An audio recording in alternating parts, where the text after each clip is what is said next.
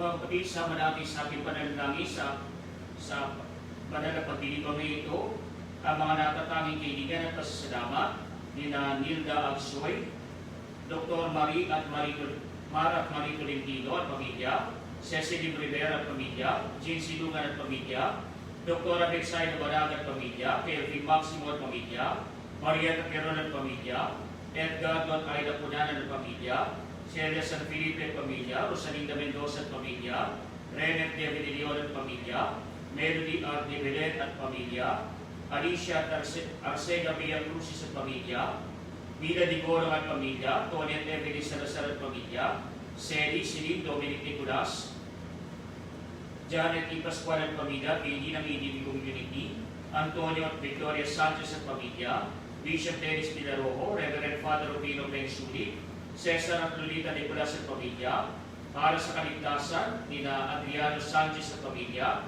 Architect Bernard at Edna de Guzman, George at Vincul at pamilya, Camila Lazaro Aquino at pamilya, Bining Villanueva at pamilya, Nick at Evelyn Riliera at pamilya, Jen Tamali at pamilya, Rowena Villedo at pamilya, Arman at Amy Aisman at pamilya, Josie Brillantes at pamilya, June at Doris Pinahera at pamilya, Pedro Morales at pamilya, Amy Ferry Di Manalo at pamilya, Dayan G. Bunag at pamilya, Gaspar at Susan Luwade at pamilya, Jim at Jonalyn Den, Emelita de la Cruz at pamilya, Reynante Ilavo at pamilya, Yvette Barrera at pamilya, Gigi Bautista Alejandro at pamilya, Ivy Lorraine at pamilya, Dr. Onaisa Catrina Monera at pamilya, Maria G. Ada, Dr. Ken Ada, Jaime Jovian Cruz, Dr. Caroline Enriquez at pamilya, Dr. Alan Yvonne Guevara at pamilya, Dr. Chester Calapis, mga doktor at medical staff ng Our Lady of Fatima Hospital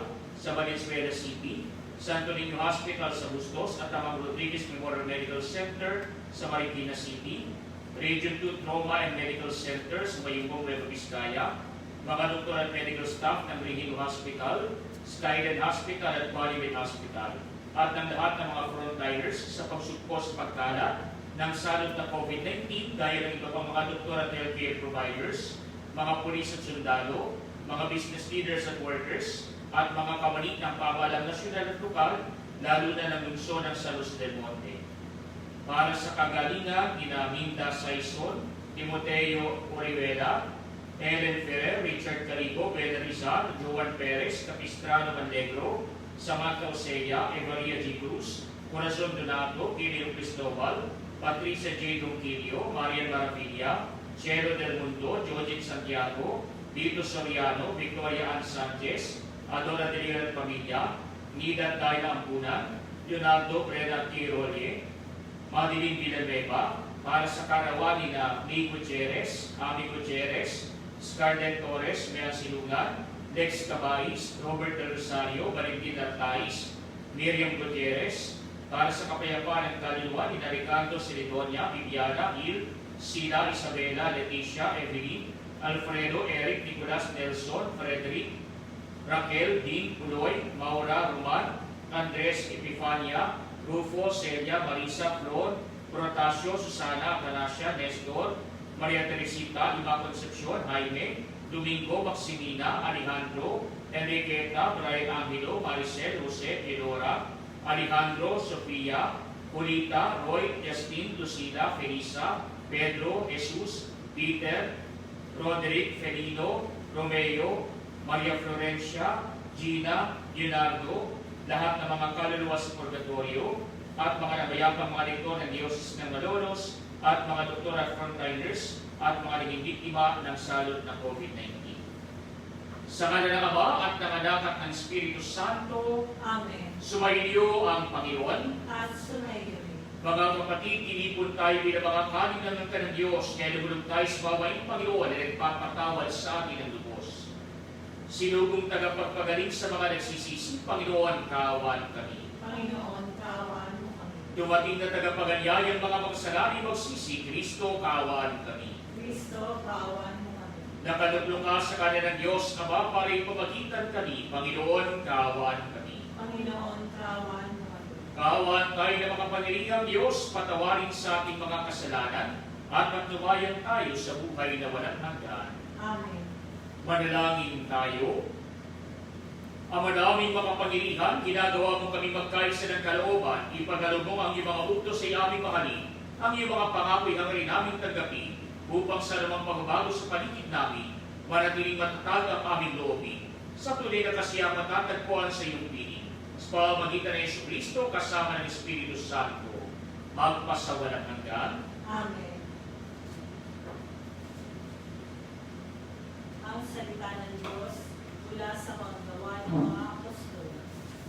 Noong mga araw na iyon, kumilos agad ang mga Hintil at ang mga Hudyo, kasama ng kanilang mga pinuno laban sa mga apostol. Pinalak nilang lapastanganin at batuhin sila. Subalit nang malaman ito ng mga apostol, sila'y tumakas patungo sa Listra at Derbe, mga lungsod ng Licaonia at sa lupaing nasa palibot, at doon nila ipinangaral ang mabuting balita. Sa Listra, may isang lalaking di makalakad, sapagkat siya yumpo mula sa pagkabata. Nakaupo siya at nakikinig sa pangangaral ni Pablo. Nang makita ni Pablo na ang yumpo ay may pananampalataya upang mapagaling, tinitigan niya ito at malakas na sinabi, "Tumayo ka ng matuwid." At lumukso ang lalaki at nagbalakad-lakad. Nang makita ng taong bayan ang ginawa ni Pablo, sumugaw sila sa wikang Licaonia, "Nanawag sa atin ang mga Diyos sa anyong tao." Tinawag nilang Zeus, si Bernabe at Hermes naman si Pablo, sapagkat siya ang tagapagsalita. Nasa pagpasok ng lungsod ang templo ni Zeus. Nang marinig ng saserdote nito ang nangyari, nagdala siya sa pitong lungsod ng madorong may kwintas na bulaklak upang ihandog niya at ng taong bayan sa mga apostol. Nang malaman nito ni Bernabe at Pablo, tinapak nila ang kanilang mga damit at patakbong pumagitna sa mga tao. Sumigaw sila, "Mga Ginoo, huwag ninyong gawin niyan. Mga tao rin kami tulad ninyo. Ipinangaral namin sa inyo ang mabuting balita upang talikdarin niyo ang mga bagay na ito na walang kabuluhan at manumbalik kayo sa tunay na Diyos na siyang gumawa ng langit, ng lupa at ng lahat ng naroroon." Nang nakalipas na ang mga panahon, hinayaan niyang sundin ng lahat ng bansa ang kanilang kagustuhan. Gayunmay, nagbigay siya ng sapat na katibayan upang makilala ninyo siya sa pamamagitan ng kabutihang ginagawa niya sa inyo. Binibigyan niya kayo ng ulan mula sa langit at ng masagalang ani sa takdang panahon. Binubusog niya kayo ng pagkain at pinupuspos ng kagalakan ng inyong mga puso. Sa kabila ng mga pananalitang ito, nahirapan pa rin sila ng pagpigil sa mga tao sa paghahandog sa kanila. Ang salita ng Diyos. Salamat sa Diyos. Dapat nating papurihan ang pangalan ng may kapal. Dapat natin papurihan ang pangalan nito. Tanging sa iyo lamang poon ang dakilang karangalan. Hindi namin maangkin pagkat ito'y iyo lamang. Dahilan sa ikay tapat at wagas ang pagmamahal, ganito ang laging tanong sa amin ng mga bansa, "Nasaan ba ang iyong Diyos, ang palaging humiliwi ka?" Dapat natin papurihan ang pangalan ng ito. Ang Diyos namin nasa langit, naroon ang Diyos namin, at ang kanyang ginagawa ay kung ano ang ibigin. Ginawa sa litong pila ang kanilang mga Diyos, sa kanila'y mga kamay, nitong tao ang nag-ayos. Dapat natin papurihan ang pangalan ng ito. Pagpalain sana kayo, pagpalain kayong lubos. Pagpalain ang lumikha ng langit at sansinuko. Panginoon ang may-ari ng buong sangkalangitan, samantalang ang daigdig ay sa tao ibinigay. Dapat natin papurihan ang pangalan ng ito.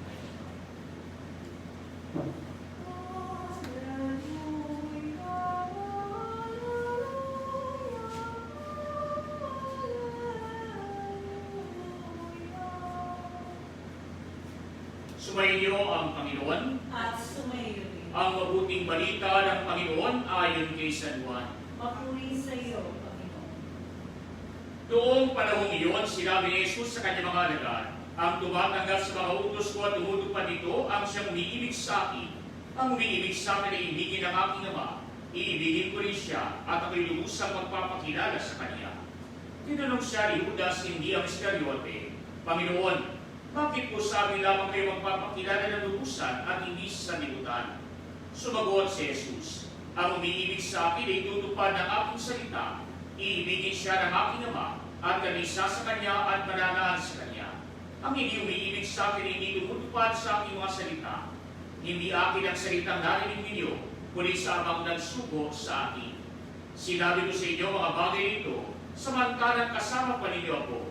Ngunit ang patnubay, ang Espiritu Santo na susugoy ng Ama sa pangalan ko, ang siyang magtuturo sa inyo ng lahat ng bagay at magpapaalaala ng lahat ng sinabi ko sa inyo. Mga kapatid, ang mabuting balita ng Panginoon. Pinupuri ka namin, Panginoong Kristo. Mga kapatid, sa ating mabuting balita ay pinapayag sa atin ang pamantayan ng pag-ibig na ninanais ng ating Panginoon sa bawat isa sa atin. Kaya nga po ang pag-ibig na ito hindi palaging sinasabi lamang ng ating bibig. Kaya ang pag-ibig na ito ay pinapakita natin sa pamamagitan ng ating pagsunod sa kalooban ng ating Panginoon. At ano ang kanyang kalooban? Ito'y may papakita sa pamamagitan ng ating pagsunod sa mga utos ng ating Panginoon. Kaya nga po ang mga utos na ito ng una ay hindi na mga utos na nagbabawal sa mga tao ng mga bagay na hindi nila dapat gawin. Kaya nga po ng mga unang araw, makikita natin sa aklat ng Exodo at sa aklat ng Deuteronomio ang mga utos na ibigay ng Panginoon, ang 10 utos ng Diyos. Kaya nga yung tatlong nauna ay palaging pinapalagay na hindi para sa Diyos sapagat direktang tumutukoy sa ating Panginoon. Subalit mga kapatid, ang natitira pa na 7 ay patungkol sa tao. Bagamat ito'y kaugnay pa rin sa ating Panginoon, subalit ito rin ay may direktang kaugnayan sa bawat isa sa atin. Kaya nga po yung sumunod na 7 ay puro pagbabawal. Kaya nga po mga kapatid, ilan lamang dito ang bawal na kung saan bawal pumatay, bawal magdakaw, bawal magsinungaling. Bagamat sinasabi sa atin, igalang ang ama at ina, bawal din ang tayo ay mawala ng respeto sa ating mga magulang. Mabawal din ang mawalan tayo ng respeto sa mga taong dapat na igalang, lalo na yung mga nasa kapangyarihan. Kaya nga po mga kapatid, tila baga napakahirap unawain kung ano ang mga utos na ito. Subalit, binigyan ito ng liwanag ng ating Panginoon na hindi lamang ito mga utos na nag-uutos lamang. Hindi ito mga utos lamang na nagbabawal sa atin o sumisili lamang sa atin. Kundi sa ating kung bagong tipan, ipinagkaloob sa atin ng ating Panginoon ang lagom ng mga utos na ito. Kaya nga po yung 10 ay ginawang dalawa ng ating Panginoon.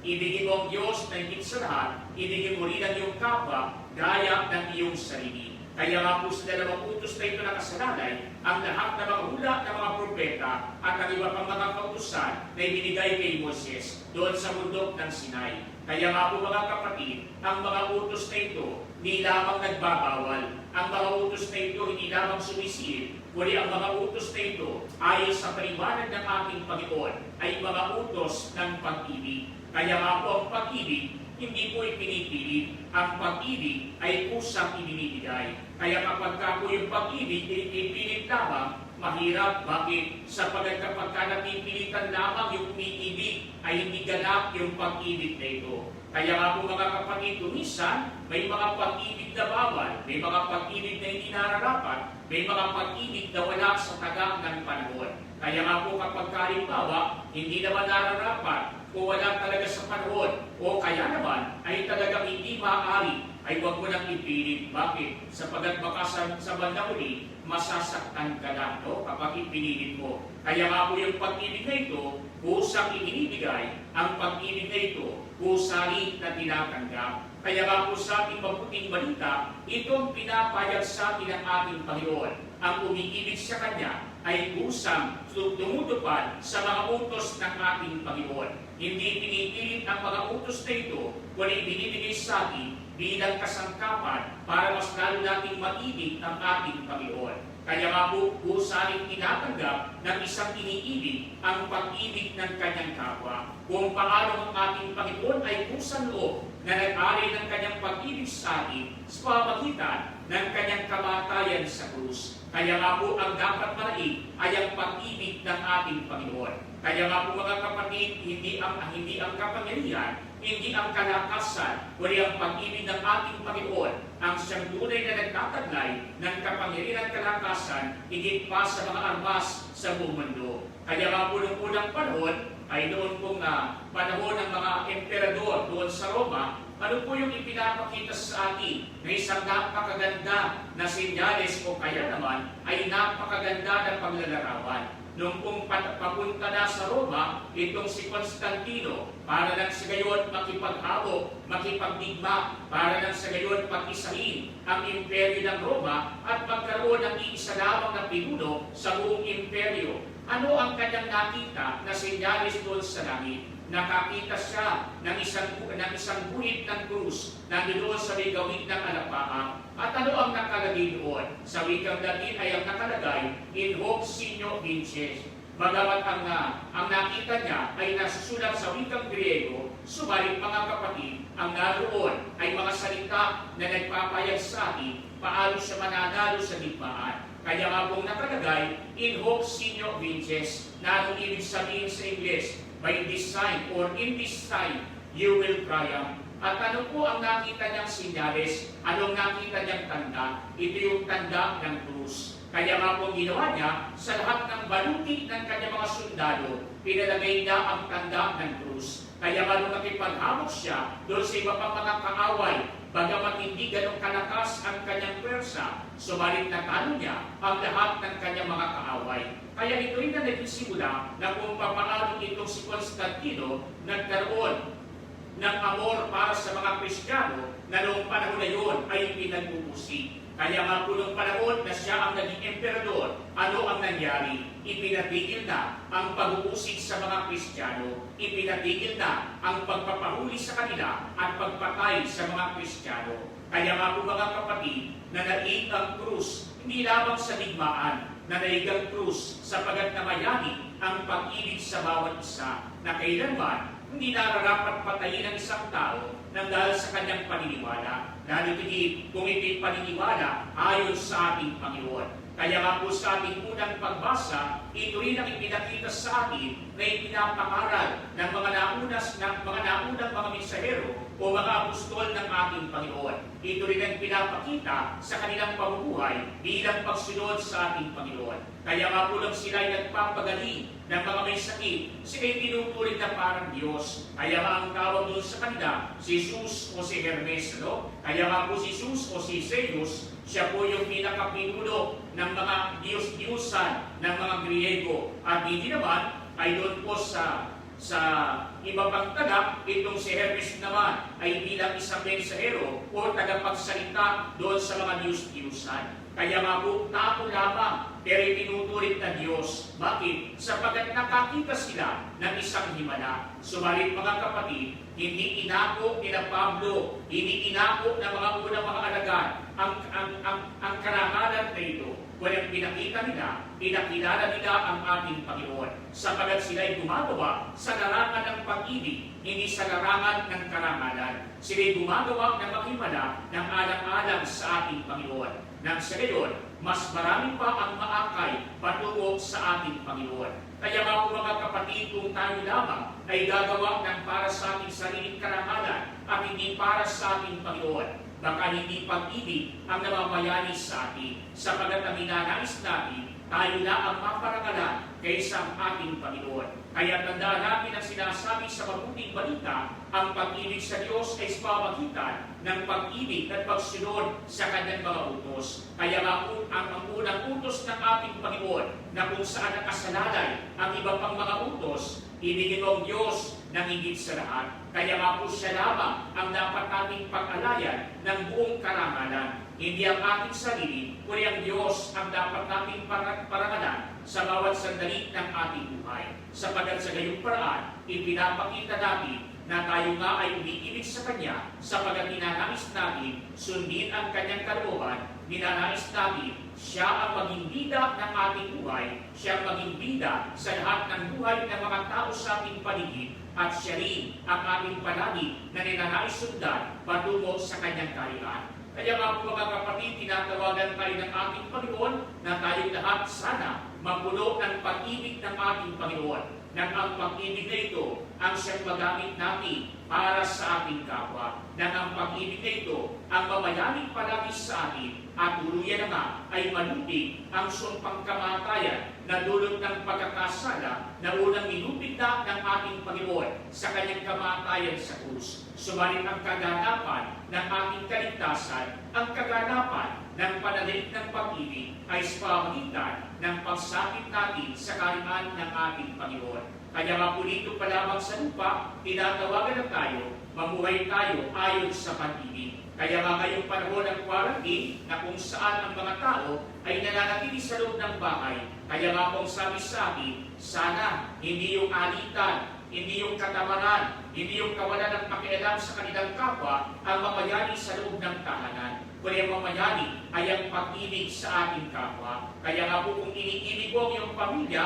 magpakatino ka. Kung iniibig mo ang iyong pamilya, gumawa ka, tumulong ka doon sa loob ng tahanan. Kung iniibig mo ang iyong pamilya, huwag kang maging pasaway, huwag ka na maging pasakit sa ulo ng iyong mga magulang, o kaya naman bilang magulang, huwag ka na maging pasakit sa ulo ng iyong mga anak sa pamamagitan ng iyong pagiging pasaway. May edad ka na, ikaw pa ang pasaway. Kaya nga po sinasabi sa ating mga kapatid, kung tayo ay pinamamayani ng pag-ibig, may quarantine man o wala, mamamayani ang katiwasayan sa loob ng ating tahanan, sapagkat hindi ang anitan ang palagi ipinapakita natin sa ating kapwa. Bagkus, ang pag-ibig na ito ang nagbubuklod sa atin para tayo magkaisa bilang isang pamilya. Kaya sana mga kapatid, tayo mga narito, pamayanihan tayo palagi ng pag-ibig ng ating Panginoon. At ito ang palagi natin ialay sa ating kapwa sa amot ng ating makakaya.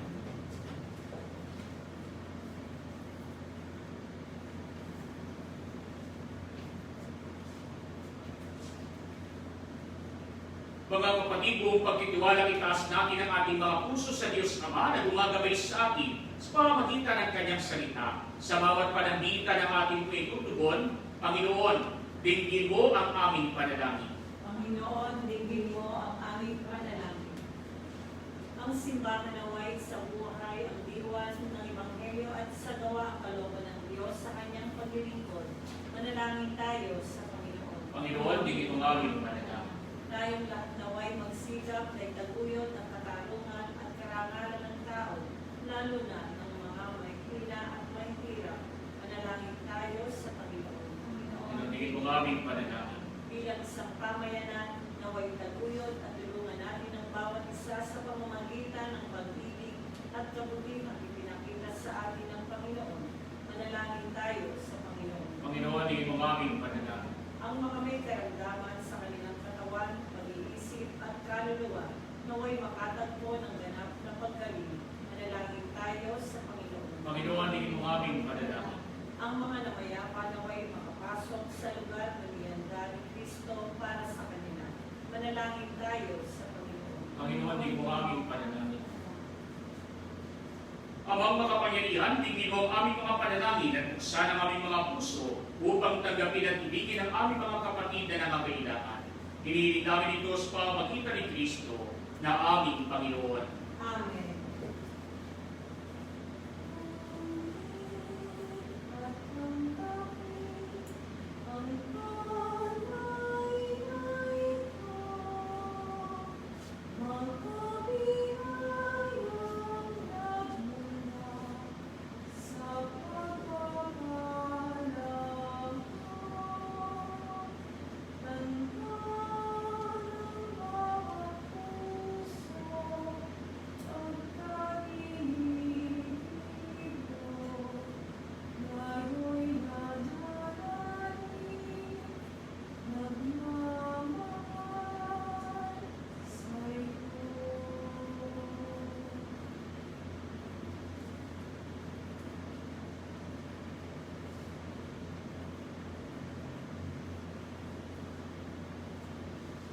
Manalangin kayo mga kapatid upang itong paghahain ay maging kalugod-lugod sa Diyos Amang makapangyarihan. Tanggapin nawa ng Panginoon ito pagkakain sa iyong mga kamay, sa kapurihan niyang karangalan sa ating kapakinabangan at sa buong sambayanan niyang banal.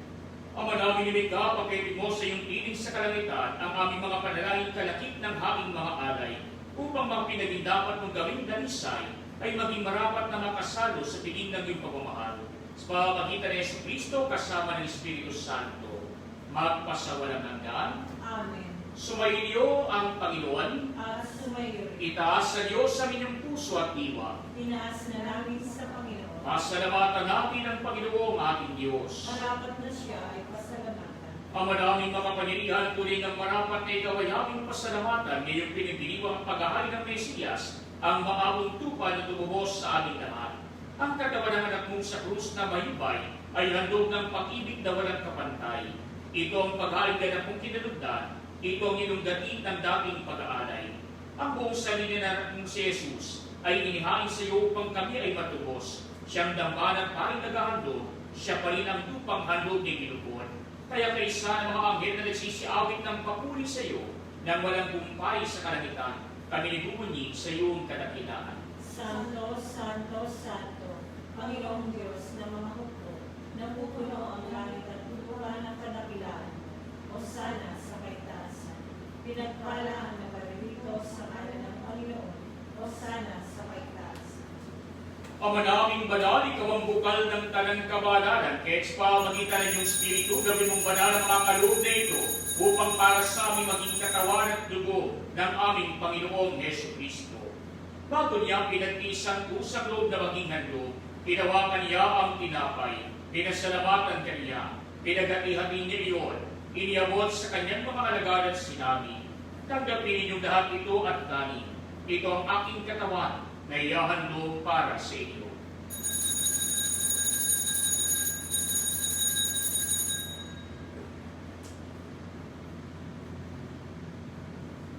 Gayun din naman, noong matapos sa hapunan, hinawakan niya ang kalis, muli kanyang pinasalamatan. Iniyabot niya ang kalis sa kanyang mga alagad at sinabi, tanggapin ninyong lahat ito at inumin. Ito ang kalis ng aking dugo, ng bagot malamang ng tipan. Ang aking dugo ay bubuhos para sa inyo at para sa lahat, sa pagpapatawad ng mga kasalanan. Gawin ninyo ito sa pagdadalas sa akin.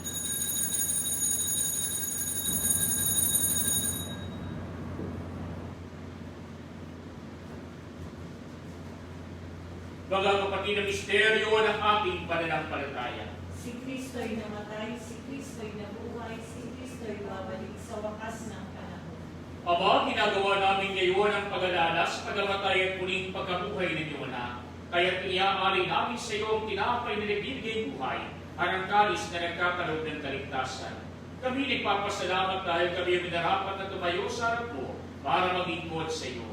Sinasamo namin kami magsasalo-salo sa katawan at dugo ni Kristo ay mabuklod sa pagkakaisa sa pamamagitan ng Espiritu Santo.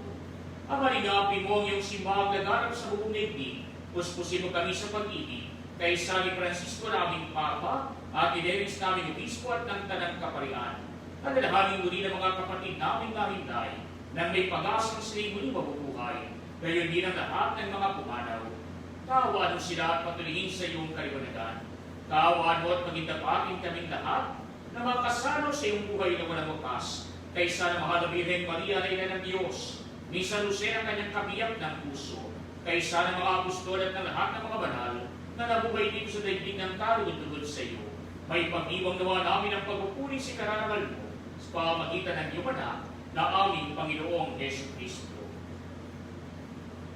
Sa pamamagitan ni Kristo, kasama niya sa Kanya, ang lahat ng parangal at papuri ay sa iyo, Diyos Amang makapangyarihan, kasama ng Espiritu Santo, magpasawalang hanggan. Amen.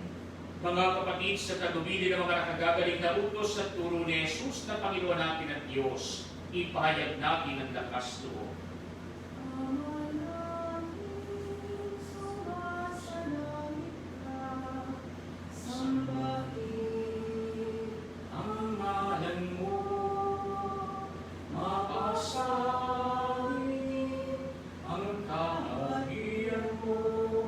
Sundin ang loob mo, ikos sa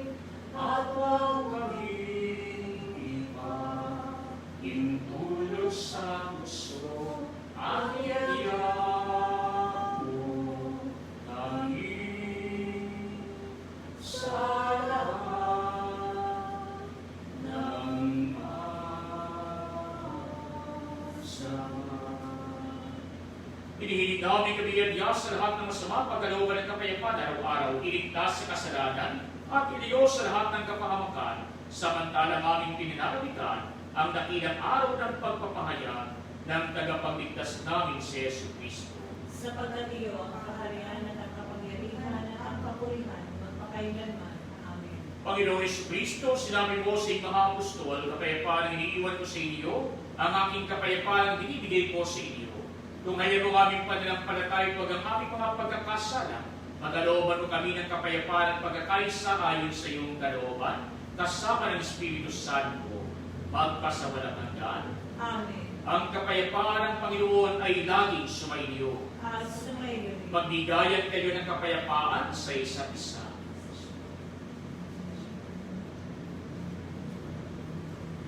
Kordero ng Diyos na nag-aalis ng mga kasalanan ng sanlibutan, maawa ka sa amin. Kordero ng Diyos na nag-aalis ng mga kasalanan ng sanlibutan, maawa ka sa amin. Kordero ng Diyos na nag-aalis ng mga kasalanan ng sanlibutan, ipagkaloob mo sa amin ang kapayapaan. Mga kapatid, ito si Kristo ang kordero ng Diyos na nag-aalis ng mga kasalanan ng sanlibutan. Mapapalad tayo inaanyayahan sa kanyang piling. Panginoon, hindi daw dapat na magpatuloy sa iyo. Ngunit sa isang salita mo lamang ay gagawin na.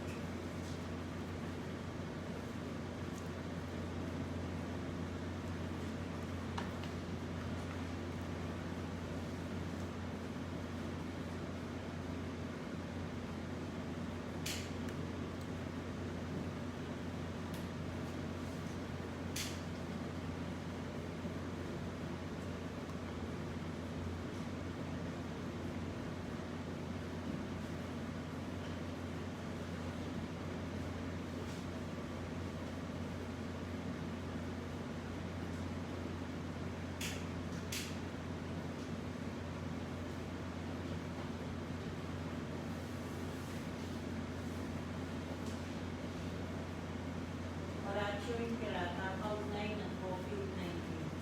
Ama makapangyarihan, lumalapit kami sa iyo sa aming pangangailangan. Ingatan mo kami laban sa COVID-19 na lumalaganap sa kasalukuyan at nagiging sanhi ng kamatayan. Tulungan mo ang mga nagsisipag-aral sa kaligtasan at pinagmumulan ng salot na ito at kung paano masusugpo ang paglaganap ng sakit na dulot nito. Gabayan mo ang mga kamay at isipan ng mga eksperto sa medisina nang mapagingkulan nila na may puso at kakayahan ng mga may karamdaman at sa mga sangay ng pamahalaan at mga pribadong ahensya na makatagpo ng lunas at solusyon sa salot na ito. Sinasamo namin ang mga dinapuan ng sakit na ito ay mabalik sa kalusugan sa madaling panahon. Kumilos nawa kami sa ikabubuti ng lahat at matulungan ang lahat na nangangailangan. Hinihiling namin ito sa pamamagitan ng Yesu Cristo, kaysa ng Espiritu Santo, magpasawalang hanggan. Amen. Maria, takbuhan ng mga Kristiyano, Panalangin mo kami. San Rafael Arcangel, Panalangin mo kami. San Roque, Panalangin mo kami. San Lorenzo Luis, Panalangin mo kami. San Pedro Calungsod, Panalangin mo kami. San Pedro Apostol, Panalangin mo kami.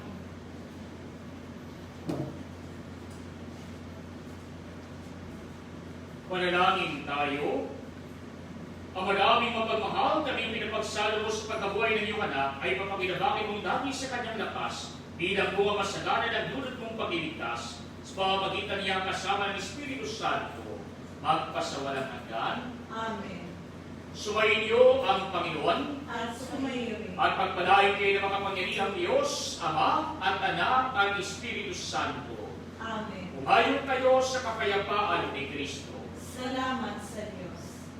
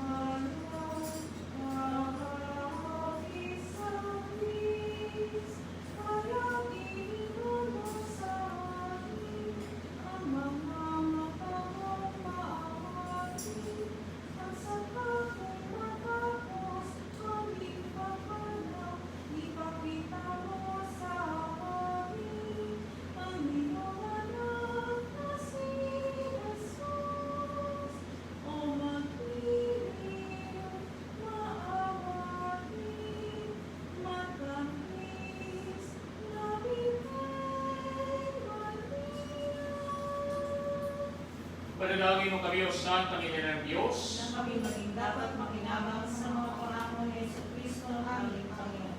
mapagpala ka ba kasi kung kami ng mahal na pagpapala at yayamang sa pamamagitan ng Anghel, ay nakilala namin ang pagkakatawang tao ni Jesucristo na nagpo. Pagmundaan sa kanyang pagpapasakit at pagkamatay sa krus, papaginabangin mo kami ng kanyang pagkabuhay na huli sa kalulatian sa langit. Iniling namin ito sa ngalan ni Jesucristo na aming Panginoon. Amen. Ang tulong ng Diyos ay mamalangin nawas sa atin. Amen.